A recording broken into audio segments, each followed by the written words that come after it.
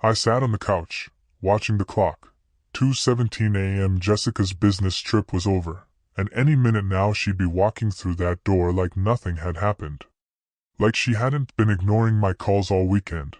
Like she hadn't sent one-word texts that felt colder than the empty side of our bed. Like she hadn't come back from her last trip looking different, relaxed, almost blissful. The headlights of her car finally cut through the darkness outside, illuminating the driveway. I leaned forward, my elbows on my knees, my hands clasped so tightly together that my knuckles ached. She stepped out, her heels clicking against the pavement, her silhouette outlined in the dim glow of the street lamp. Her pace slowed, then stopped.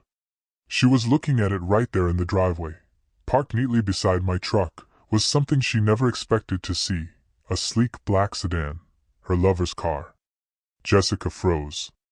Even from inside the house, I could see her body tense, her hand gripping the strap of her bag just a little too tightly. For the first time in what felt like months, I saw her mask crack. Not much, just a flicker of something. Panic, maybe? But enough.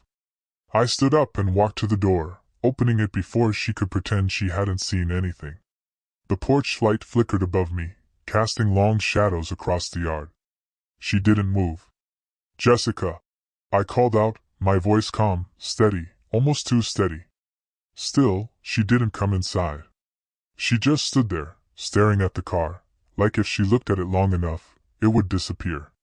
Like if she blinked, she'd wake up in a world where she wasn't about to be caught. I let the silence drag, let it stretch between us until I saw her swallow hard, pulling herself together. Then, finally, she moved, slowly, cautiously, like a deer sensing a trap but walking into it anyway. When she stepped inside, she smiled the same bright, easy smile she used on clients, on strangers, like she thought she could charm her way out of this. "Hey, babe," she said, setting her bag down by the door. Her voice was smooth, practiced. "You're still up?" I tilted my head slightly, studying her. "Long trip?" She sighed, stretching, like she was shaking off exhaustion. "God, you have no idea. I just want to shower and crash." I nodded toward the window. "That your coworker's car?" Her smile didn't falter, at least, not immediately. But there was a hesitation, a beat too long before she said, "What?" I stepped aside, letting her see the man standing in my living room, tall, well-dressed, nervous. The moment her eyes landed on him, the color drained from her face. He wasn't supposed to be here. He was supposed to be long gone, out of sight, out of reach. But I made sure that didn't happen. I had seen the signs, the little inconsistencies, the gaps in her stories. And this time, when she left for her business trip, I followed. I watched. I waited. And when she walked into that hotel with him, I didn't storm in. I didn't make a scene. No. I waited. I let them have their time, let them enjoy whatever twisted fantasy they had built together. And then, when it was time for him to leave, I was there, waiting for him in the parking lot. We had a long conversation. Now he stood in my house, shifting uncomfortably, glancing between me and Jessica like a trapped animal. Jessica let out a small laugh, breathless, forced.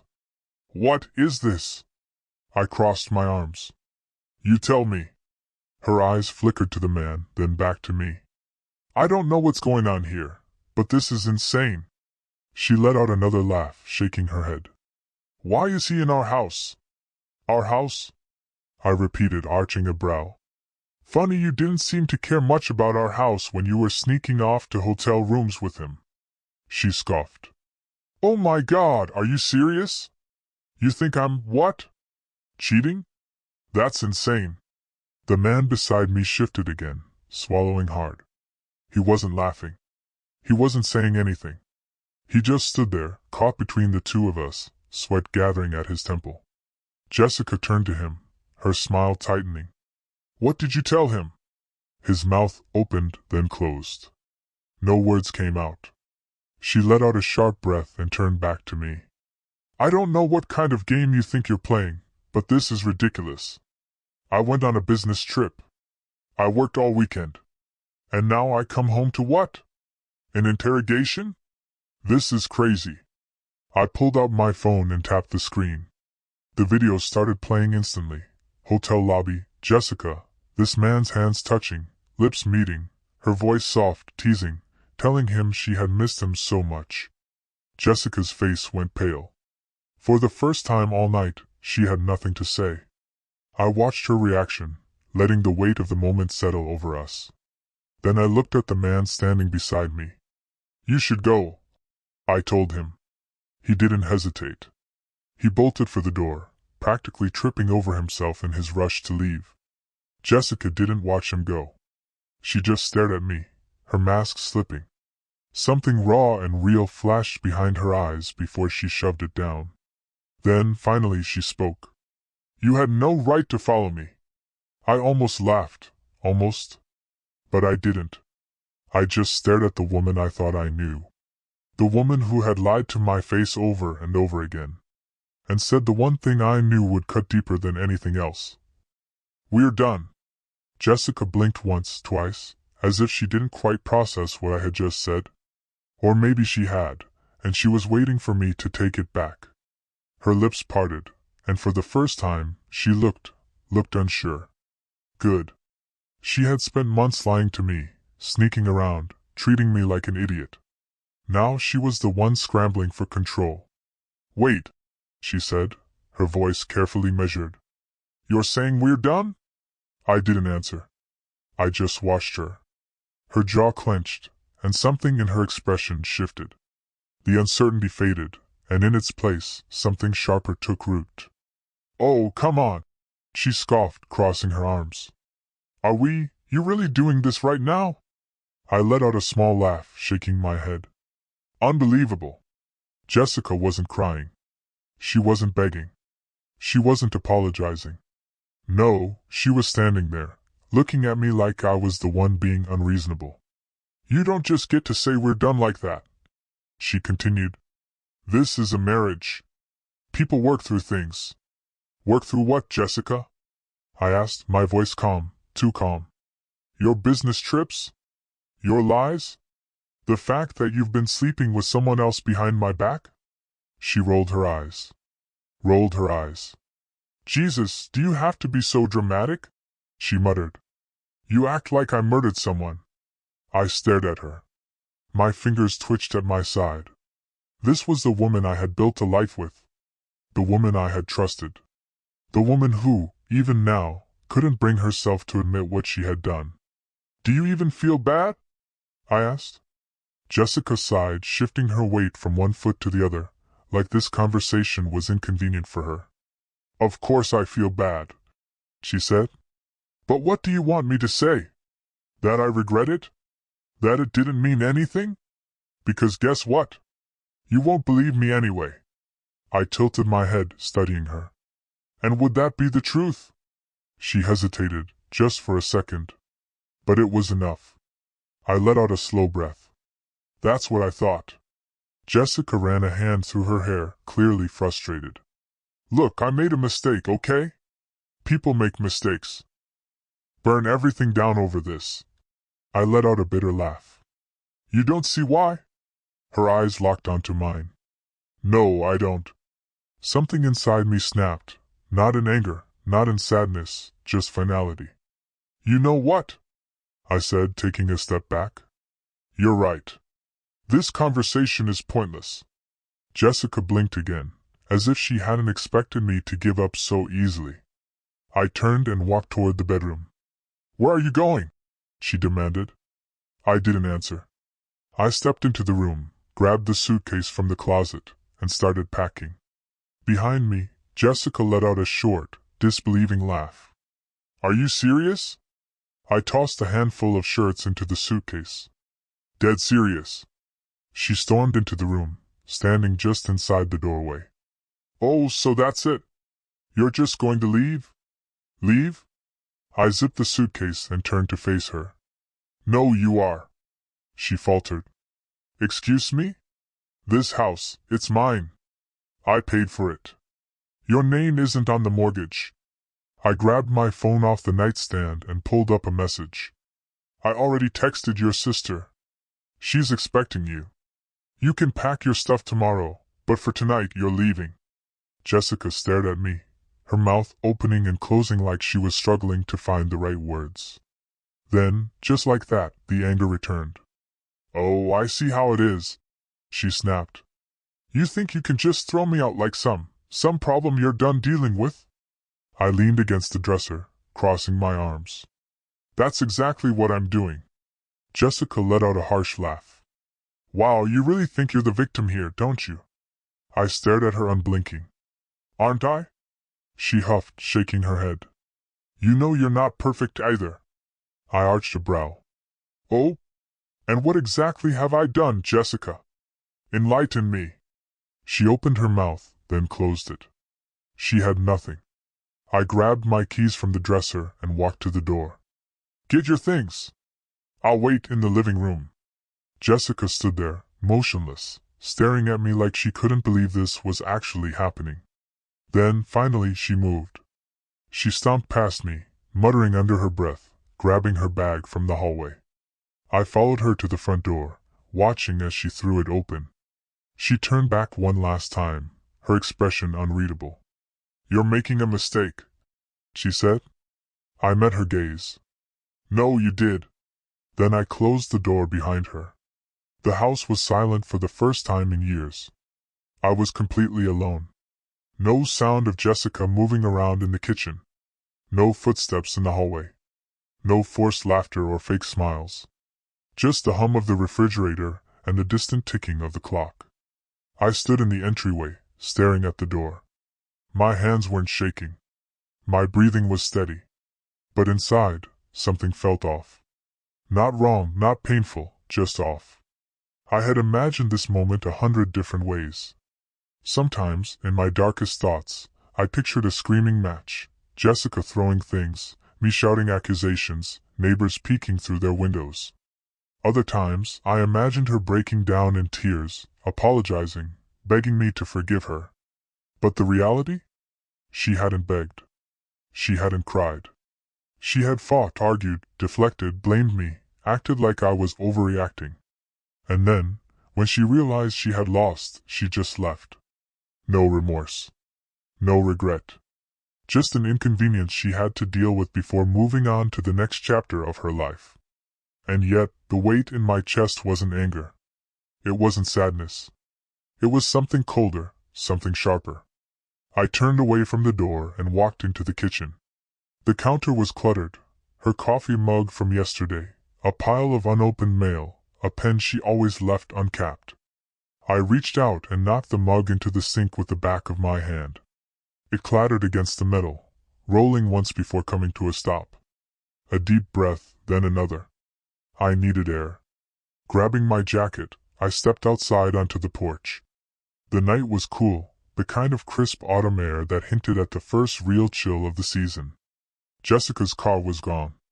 The black sedan that had belonged to her boyfriend was also gone. Good. For a few minutes, I just stood there, staring at the empty driveway.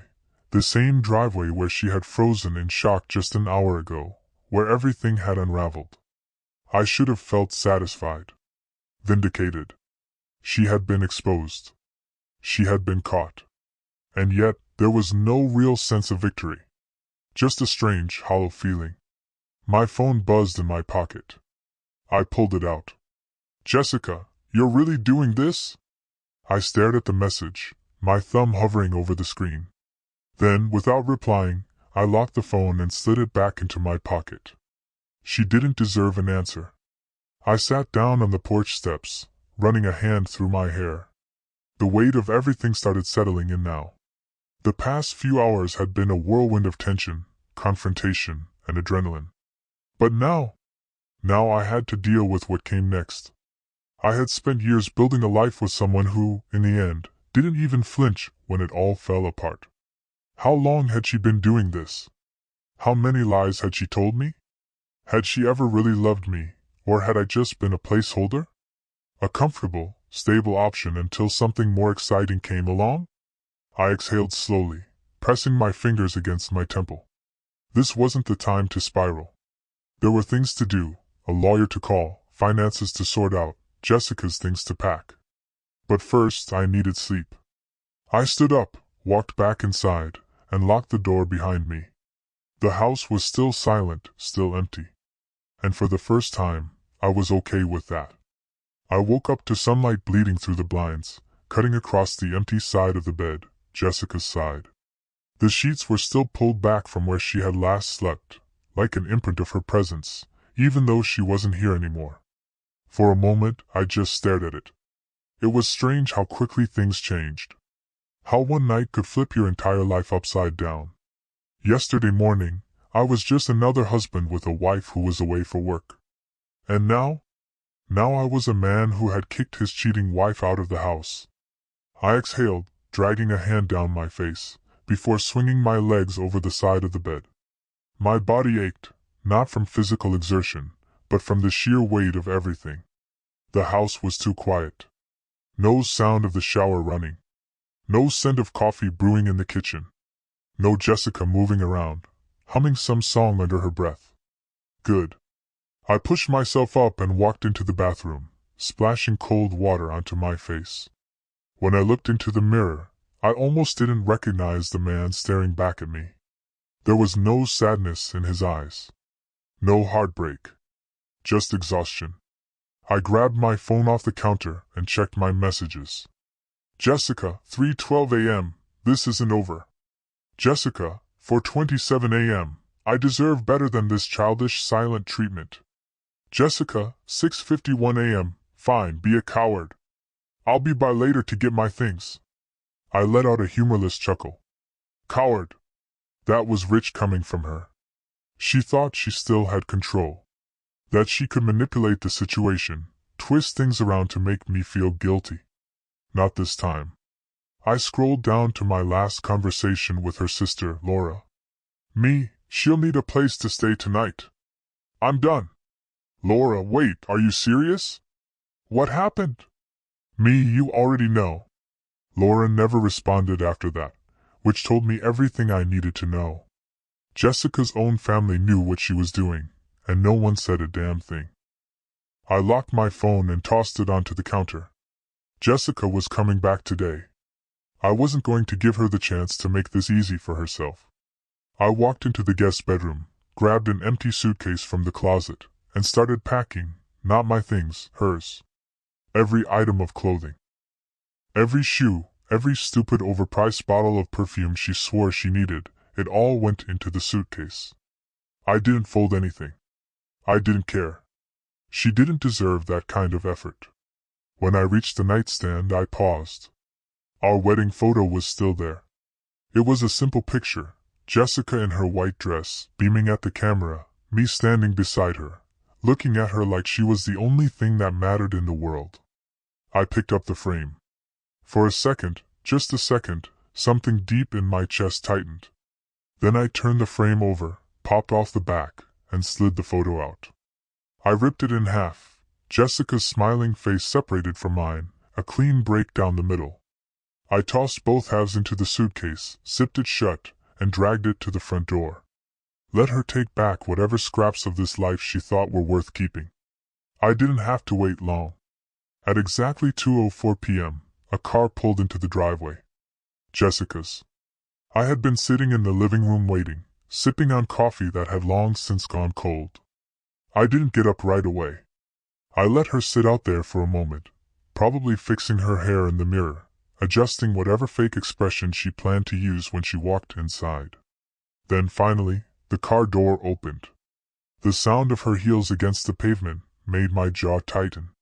She had always worn them when she wanted to feel in control, like clicking them against the floor somehow made her the most important person in the room. Not today.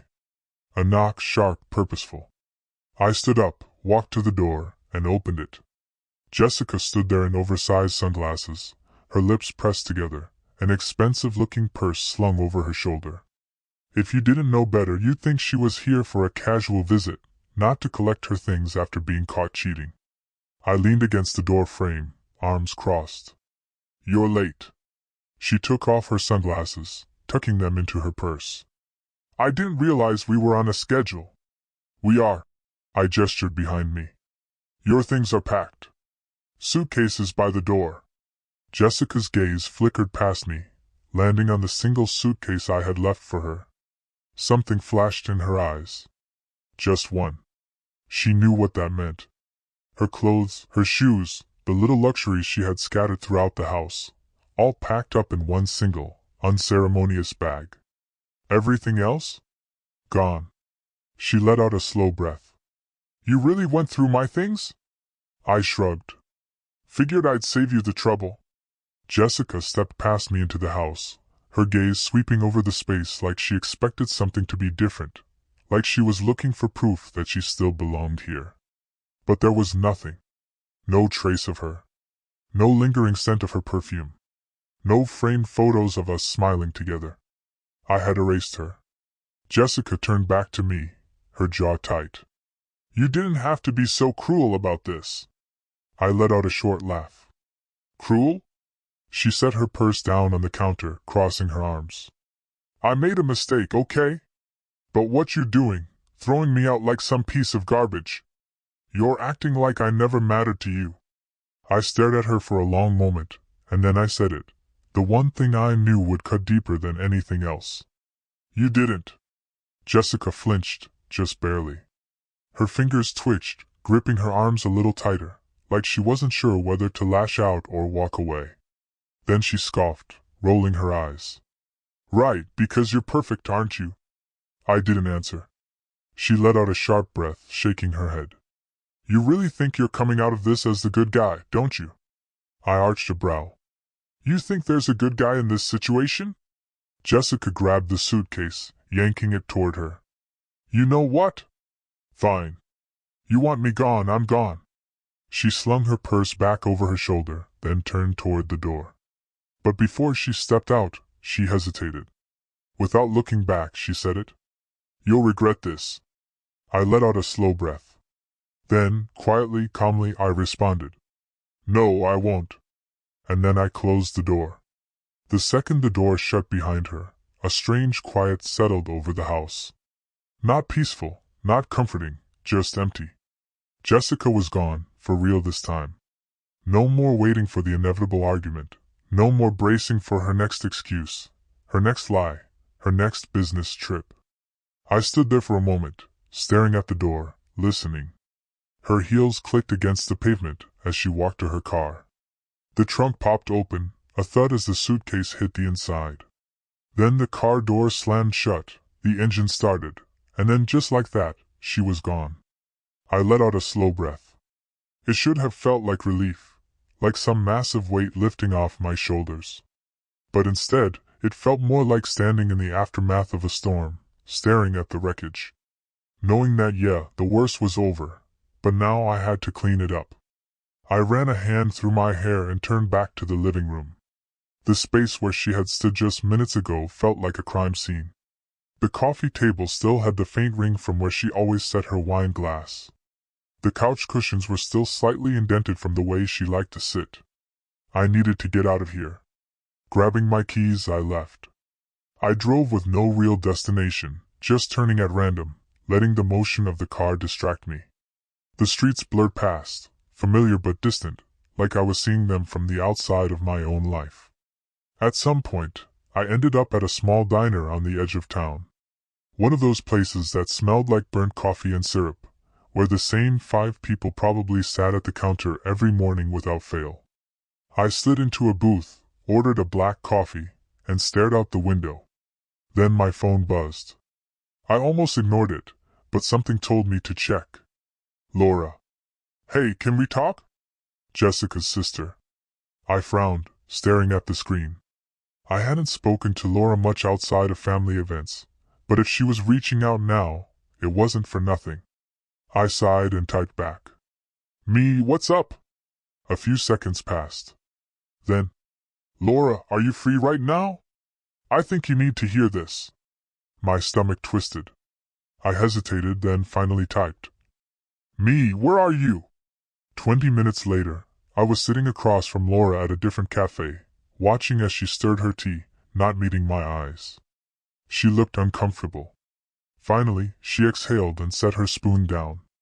I know you probably don't want to hear from me. She started, her voice quiet. And I don't blame you, but I couldn't just keep my mouth shut anymore. I leaned back in my chair, arms crossed. Go on. Laura hesitated, then finally looked up at me. She's been lying to you for a long time. My jaw tightened. I figured. No, Laura said quickly, shaking her head. Not just about the cheating. About everything. At her waiting, then she dropped the bomb. She never went on any business trips. Pause. The world seemed to slow. I blinked. Laura's expression was pained, like she had been holding on to this for too long. Jessica doesn't travel for work. She never has. Every time she told you she was out of town, she wasn't. She was right here in the city. My fingers curled into fists. You knew. Laura swallowed hard. Not at first, but when I found out, she made me promise not to say anything. She told me it wasn't a big deal, that you'd freak out over nothing. I let out a short, humorless laugh. Right. Because lying about your entire job is nothing. She wanted freedom, Laura admitted. She wanted you to trust her without actually having to be honest. And I think she liked having power over you, knowing she could do whatever she wanted and you'd never question it. I exhaled slowly, gripping the edge of the table. Jessica hadn't just cheated, she had built an entire fake reality for me to live in, and I had believed it. I looked back at Laura, my voice eerily calm. Anything else? She hesitated then. Yes. My stomach sank. She's not done, you know, Laura said, looking genuinely worried now. Jessica, she doesn't lose. Ever. She's going to come back, and when she does... She leaned forward, lowering her voice. She's going to make your life a living hell. Laura's words sat heavy between us. She's going to make your life a living hell. I stared at her, trying to gauge if this was just an exaggeration or if she truly believed it. Judging by the way she was gripping her teacup, knuckles white, jaw tight, she wasn't just saying it for effect. Jessica wasn't done. I let out a slow breath, my fingers tapping against the table. What do you mean by that? Laura sighed, glancing around as if someone might be listening. Then she leaned in, voice lower. She doesn't lose, not like this. And especially not in a way that makes her look bad. She's probably already thinking of ways to spin this to make it seem like you're the problem. I scoffed. She cheated. She lied for months. What possible excuse could she come up with? Laura gave me a knowing look. You think the truth matters to Jessica? She doesn't need facts. She needs a story. And trust me, she's good at making one up. Something cold crept up my spine because I knew Laura was right. I had seen Jessica twist things before, at work, with friends, even with her own family. She had this ability to rewrite situations in a way that made her look like the victim, and people always believed her. I leaned forward. So, what do you think she's going to do? Laura hesitated, then she pulled out her phone and started scrolling. She called me this morning, she said, her expression darkening. Ranting about how unfair you were being, how you just threw her out like trash. She sounded different. Different? Not sad. Not regretful. Angry. Laura's eyes met mine, like she was planning something. She found what she was looking for and turned her phone toward me. It was a text from Jessica. Jessica, he's going to regret this. If he wants to act like the victim, fine. Let's see how much he likes it when everyone else sees him the way I do. A slow burn started in my chest. I had expected her to be mad, to try and manipulate her way back in, maybe even beg. But this? She was coming for me. I exhaled sharply, dragging a hand down my face. So what? She's going to spread lies about me. Make herself look like the wounded wife? Laura nodded. Probably. And if that doesn't work, she'll escalate. I frowned. Escalate? How? Laura bit her lip, hesitating. Then, after a moment, she shook her head. I don't know. But I do know that she's already laying the groundwork. My grip tightened on the edge of the table. Jessica wasn't just mad I caught her. She was mad that I had taken control. She had spent months, maybe years, keeping me in the dark. Now, in less than 24 hours, I had shattered the entire illusion she had built. I had beaten her at her own game, and Jessica didn't lose. Laura sighed. Look, I don't know how bad this is going to get, but you need to be careful. She's unpredictable when she feels backed into a corner. I exhaled through my nose, my mind racing. I had already kicked her out, but that wasn't enough. Not if she was planning something. I needed to protect myself. I needed to get ahead of her before she had the chance to twist this into something it wasn't. I pulled out my phone and started typing. Laura frowned. What are you doing? I glanced up at her. Making sure Jessica never steps foot in my house again. By the time I got back home, I had a plan. Jessica thought she could control the narrative, but she underestimated me. She had spent our entire marriage manipulating people, twisting reality to fit whatever story suited her best.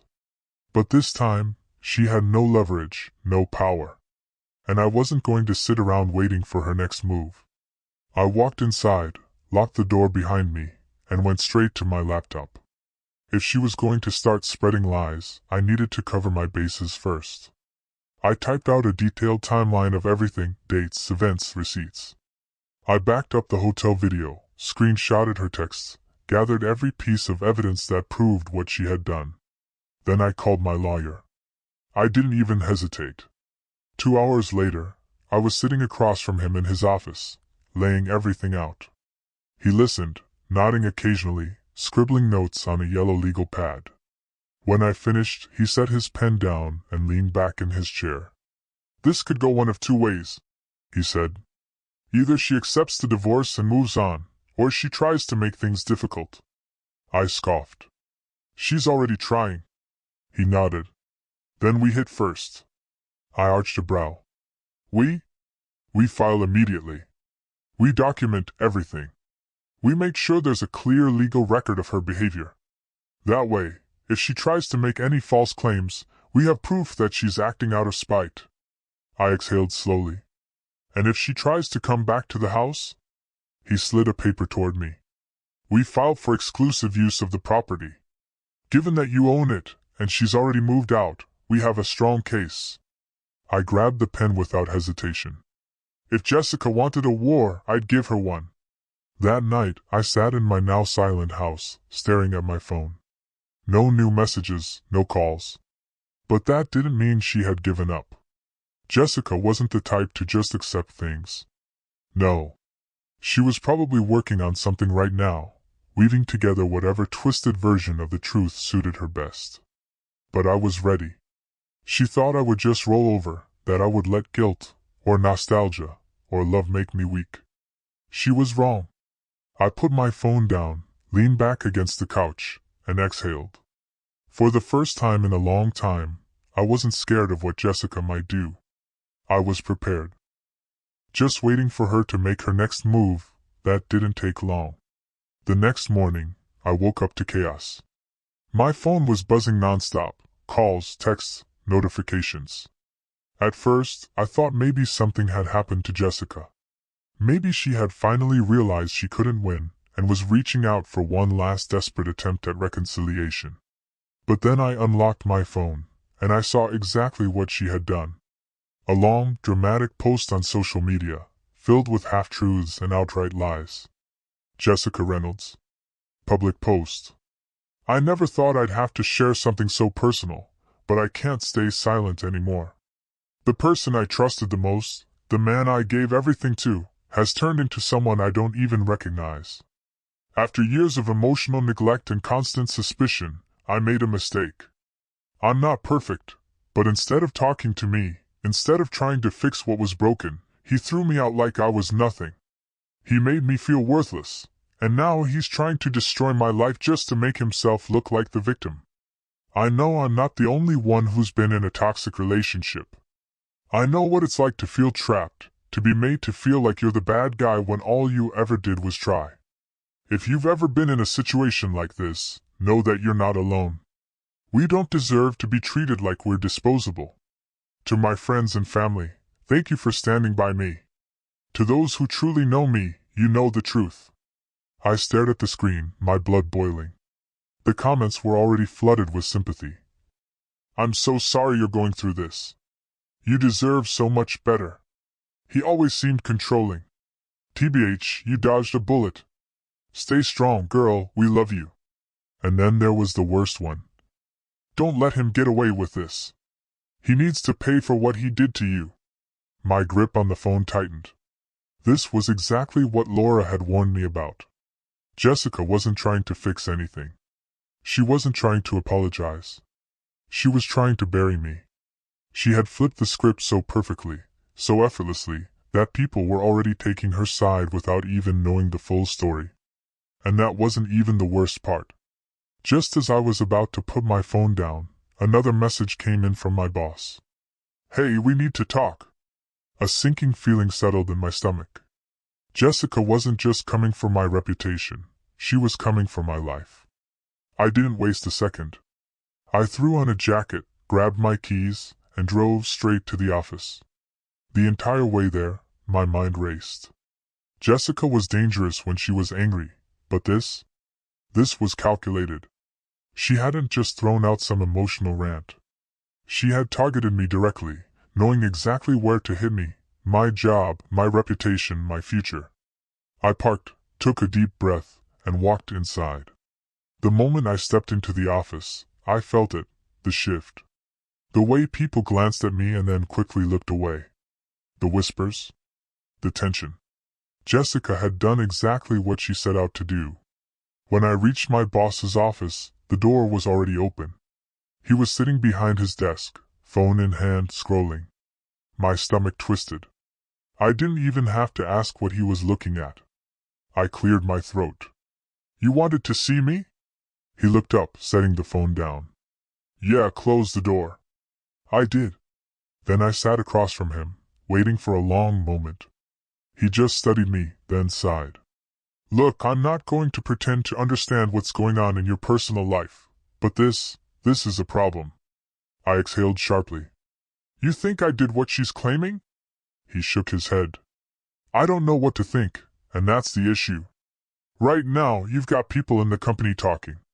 Some of our clients have even seen the post." I clenched my jaw. "So what, you're firing me?" He hesitated. "Not yet. Not yet. But I need you to handle this. Because if it gets worse, if it starts affecting business, I might not have a choice." I nodded once. I had expected this. Jessica was playing the long game.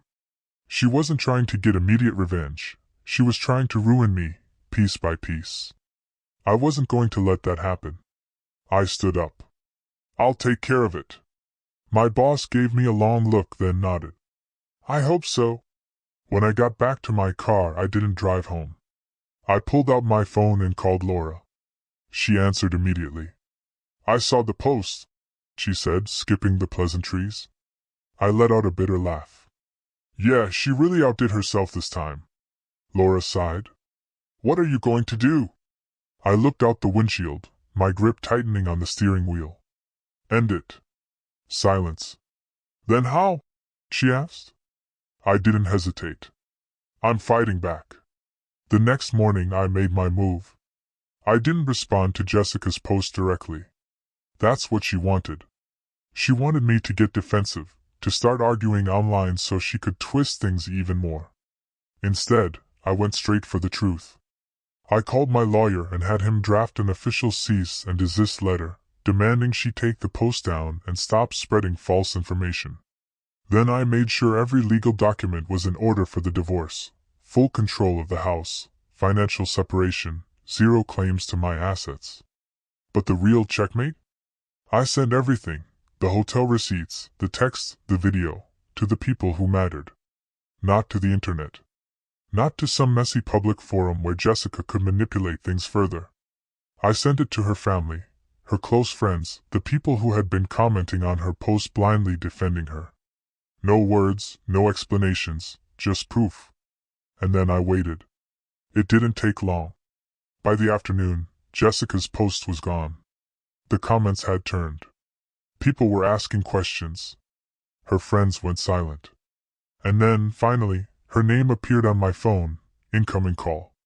I let it ring. She called again. And again. Then a text.